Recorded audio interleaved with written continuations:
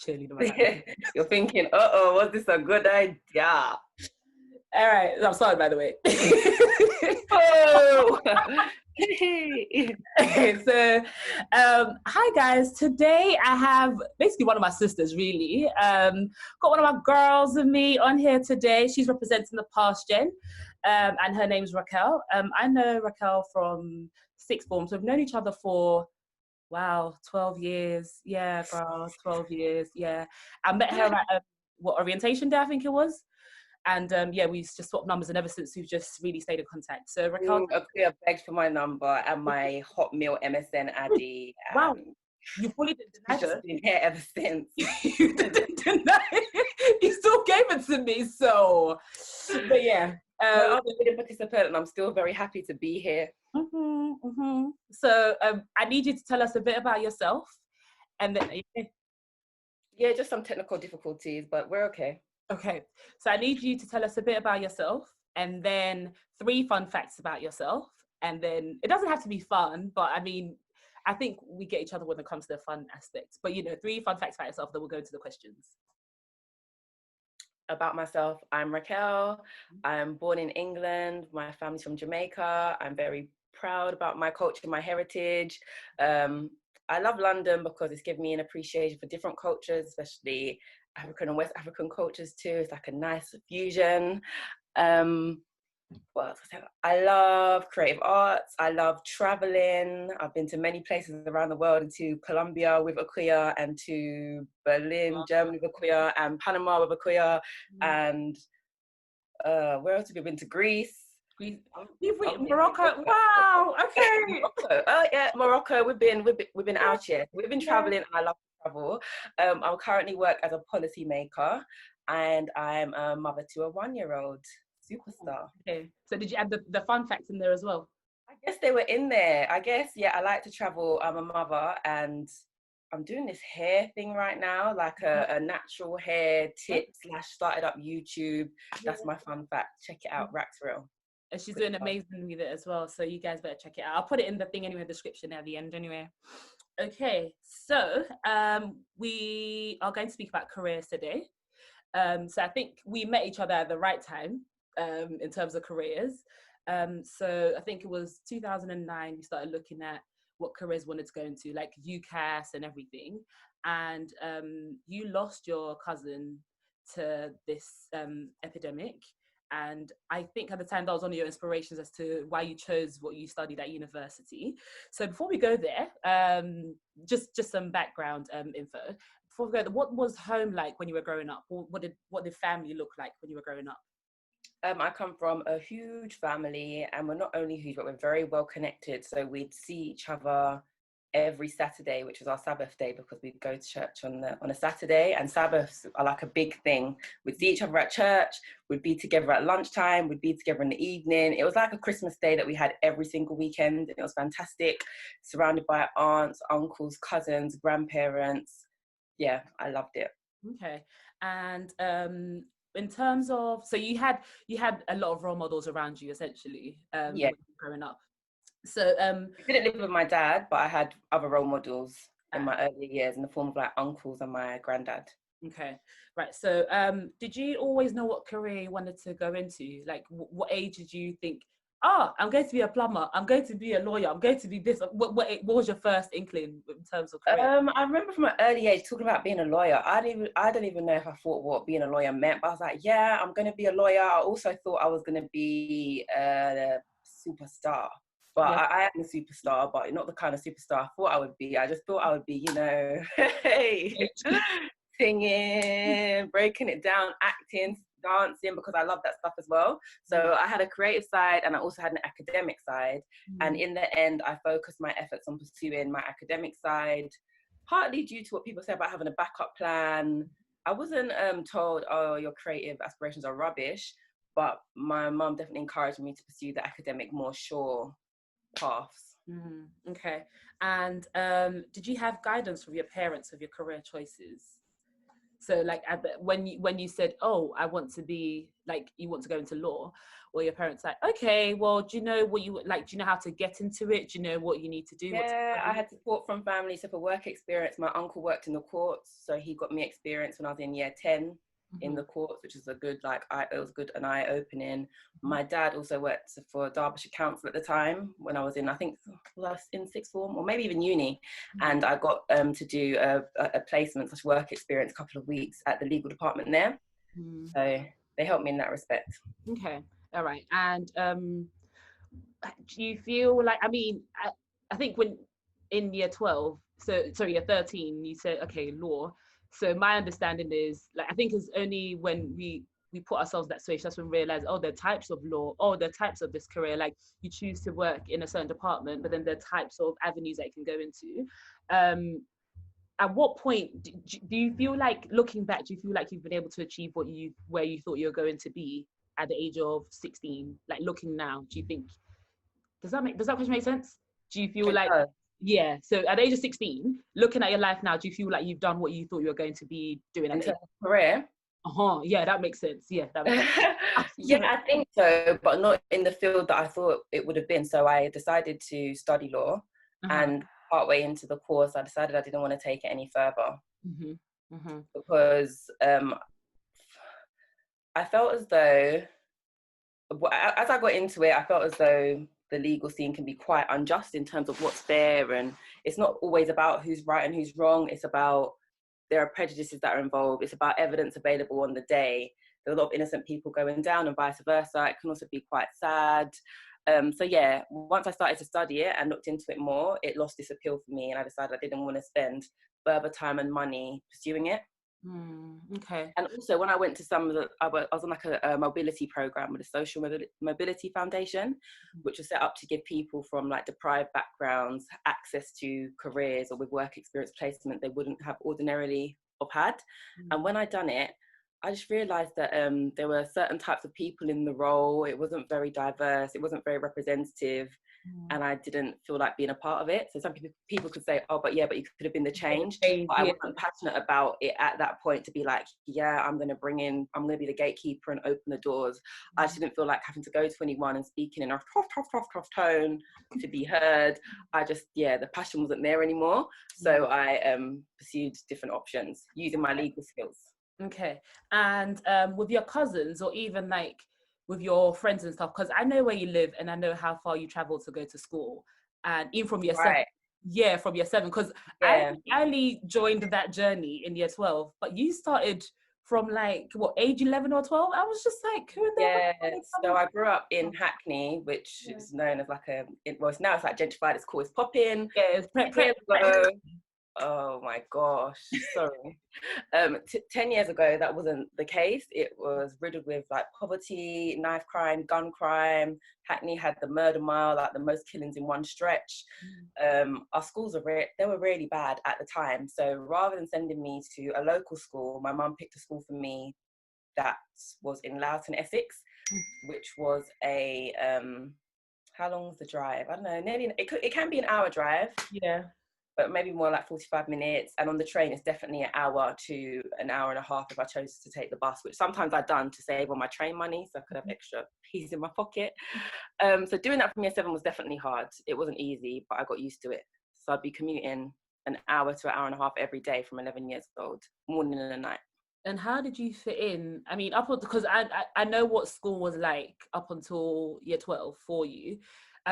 What were you conversing with your new friends about? Because they were all locals for them. Like there was no. Yeah, it was very different. So coming from primary school in Hackney, in the class, you've got somebody from every state, every era. It was just so diverse and it was so normal. So I went from that to going to school in Essex, where you had disparity in terms of class. You had the people who were really rich being picked up in Range Rovers, coming to school wearing Paradas, Louis V bag. You had that, but you also had people who were very like working class or from like benefit Britons, people might say.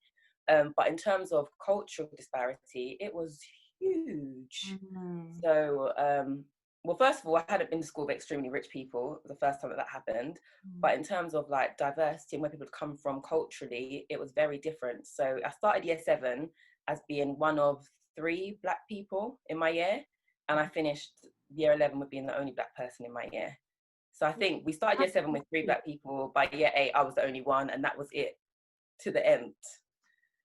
So it was difficult. I think in year 8 or year 9, I cried to my mum, like, please, I want to come back to school in Hackney. I hate it. I hate the journey.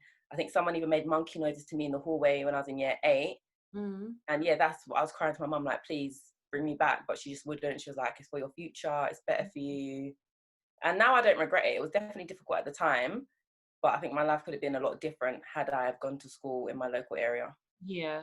And do you feel like you were allowed to dream in your new environment, like in Loughton? Do you feel like it was okay for you to aspire to be a lawyer? Like, do you feel like, yeah, I could do this? Like, did you ever feel like your colour was a barrier at all, or?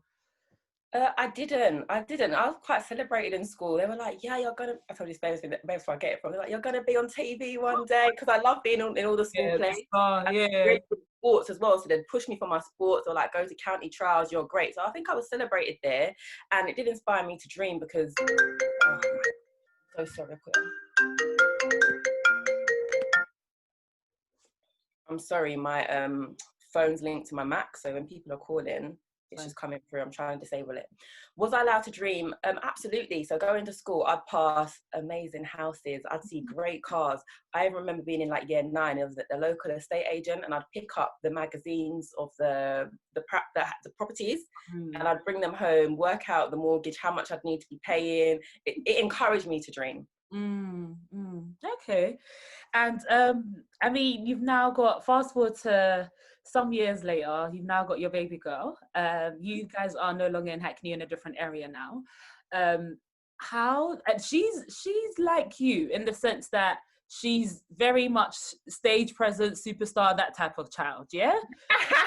She is. She's like, she sees you on the stage and she's like, what, you thought you had it? She's got it better than you do. And she's only, yeah? Do you know what I mean? Oh, God, so, friends of toddlers.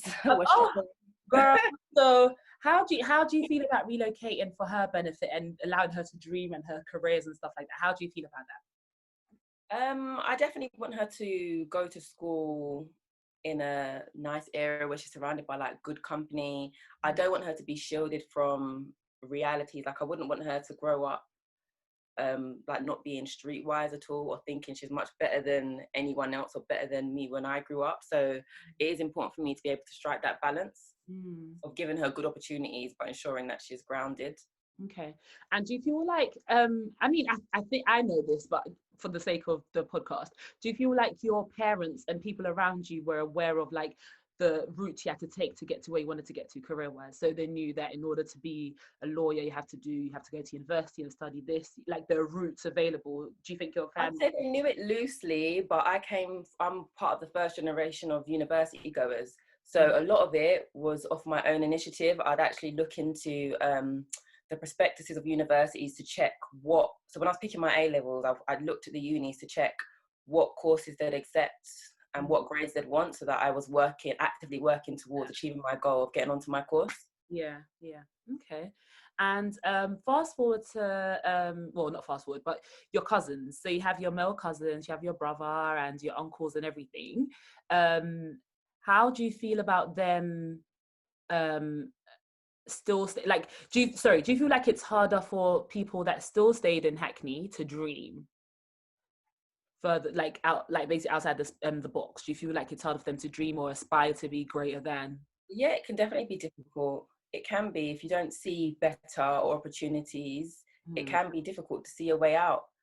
You know, if you see like fast money, that might attract you more quickly than grinding for it. If your friends are all doing something in the streets, you could be more attracted to that. But I think what helps with my family, I would say most of the guys ended up growing up outside of Hackney, although we were born there and spent our primary years there. Parents took choices to take them out of the environment, and it actually paid off for them because they didn't have the heavy influences that were in the borough at the time. But also a thing that helped them is that we came from a family with really strong morals, and it was banked into us from early on that manners and respect is important, and that we should be ambitious and we should go for our goals. So we're fortunate that we had that instilled in us from a very young age. So like that leads into the next question. I think it's easy for you to it was easy for you to slip back into those moments because, I mean, with people you went to primary with, I'm sure they still live in the same area, in the same, like, you know, Hackney area. So even though you went out to go to school, you traveled to flipping France to go to school, you always came back home and you still see them around. How do they receive you every time you came? Like at the beginning, where they like, oh, you're moving a bit brand new because you go to a fancy school? No, but I weren't moving brand new. I loved coming. I still, like, summertime would still hang out, run up in the estates, egg doors, you know, do all the mad delinquent stuff. Yeah, my friends would check back in. And then, to be honest, people that grew up there, some of them are still doing really well as well. Mm. No, but the thing is, I don't think, and well, I can't speak for everyone, but I don't think certain people intentionally move brand new. I think sometimes people look at them in a different light. So it's a projection of their insecurities, I'd say. So just because they weren't able to go out, do you know what I mean? Because I had that with some of my friends. They might have looked at you for, what happened to you? They thought, oh, you changed now, you got something. Oh, you know this. You know.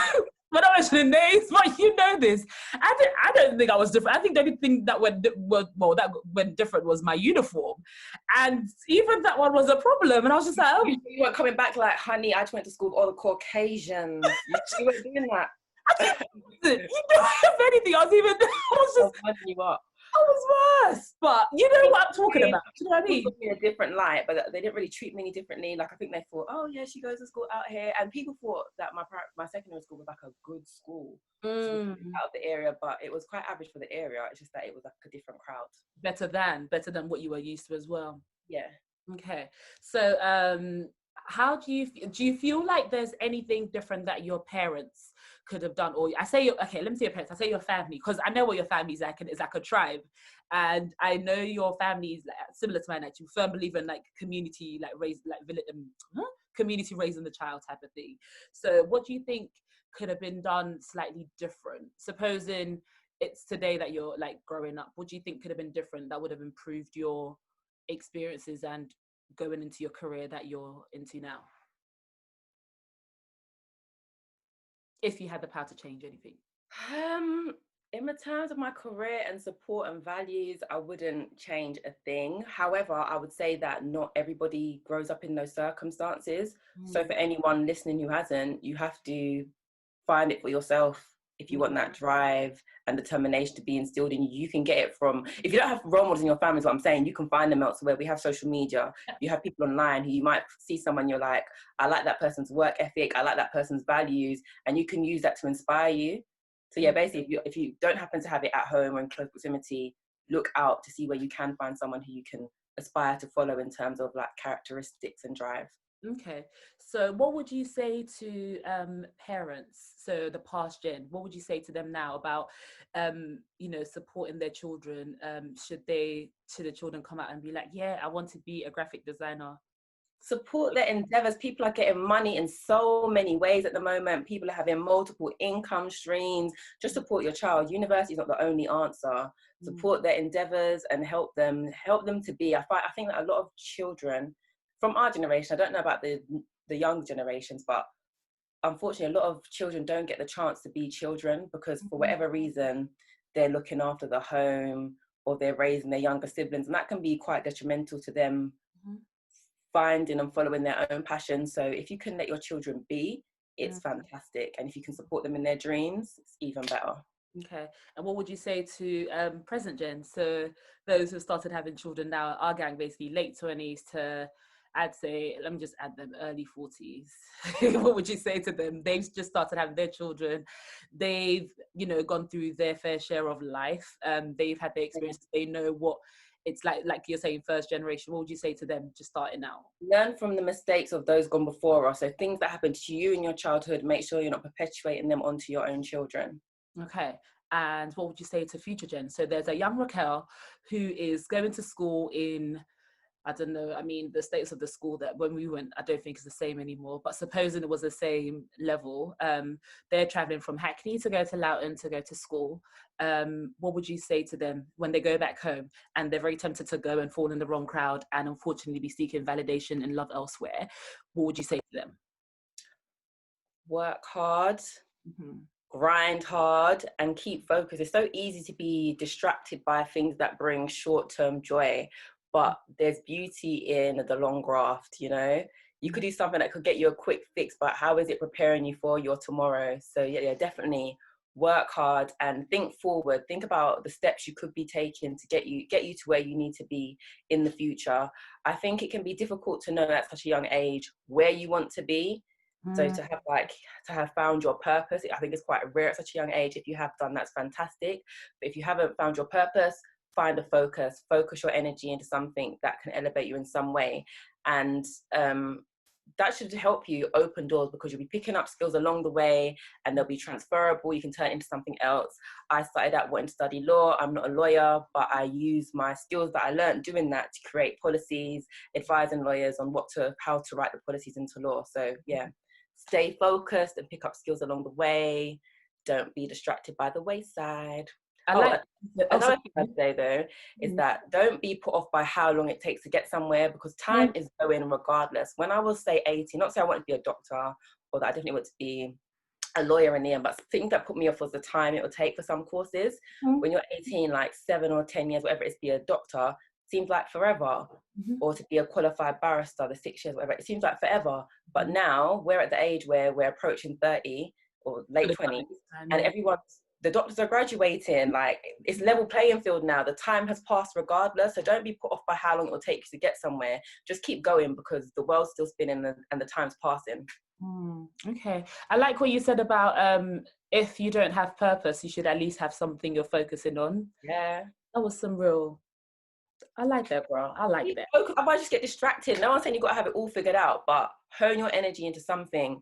What does Floyd Mayweather say? Like, hard work, determination. They all say great things. Like, okay. Let me see. And what would you say to? So you're saying this to the girl. What about the young black king who's trapped in a predicament? So he. Did kind of specific, honey. So, it's for both, but I'll think of it if I've got anything extra. Just anything extra. Yeah, I know he wasn't saying it particularly to girls. I think it's to both, but I want to say it particularly to the kid who probably got lost along the way and probably ended up in the wrong crowd, and he's now stuck in limbo. Basically, what would you say to him right now? It's never too late to turn it around. Like, no matter how far deep you think you are, you can come back out. If you haven't got qualifications, you can go and get them. And for some things, to make money these days, you don't even need qualifications. People are doing everything they want on this internet. So figure out what you like, what makes you tick, and just use your focus and put your all into it, and you can come out. I like that. So morals, that's very... I've got a great example, actually. An example close to home. My dad left school with like 2 GCSEs.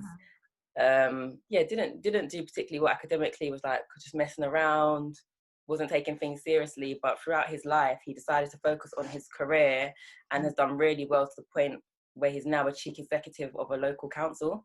So that's coming from someone with 2 GCSEs, doing road, turning his life around and taking the steps he needed to take to be where he is today.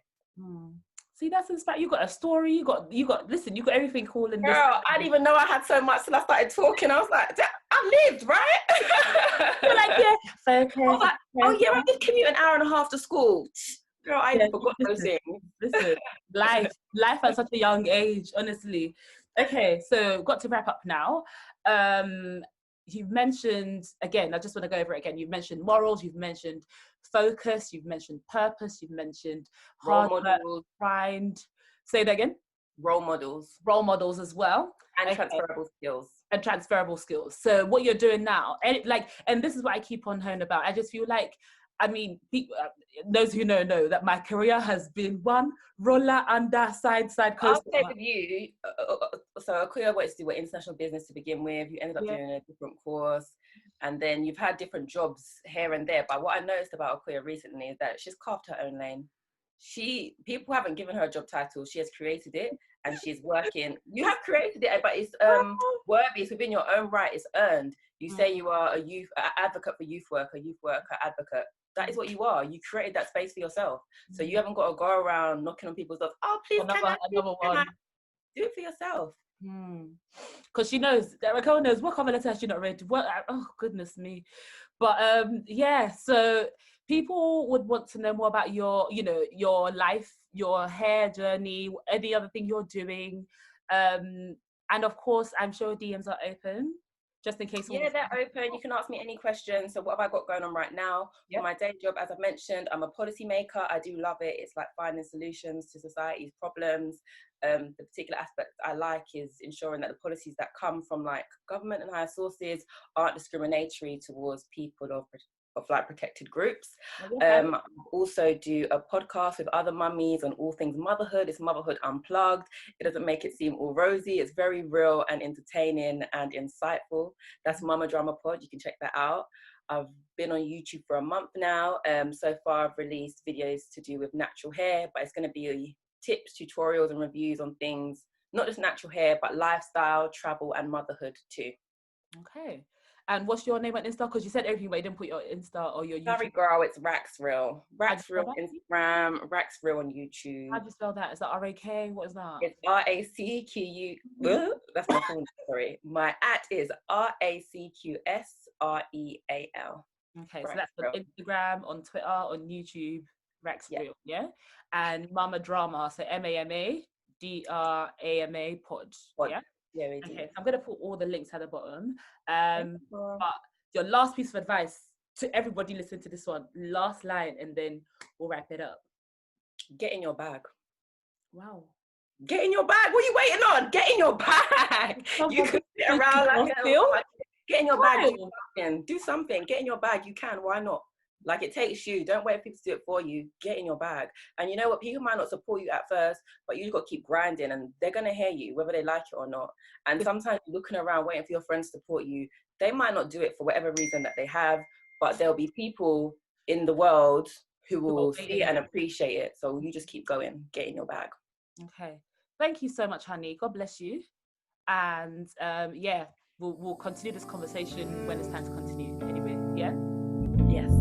Thank you, girl. Thank you. Bye.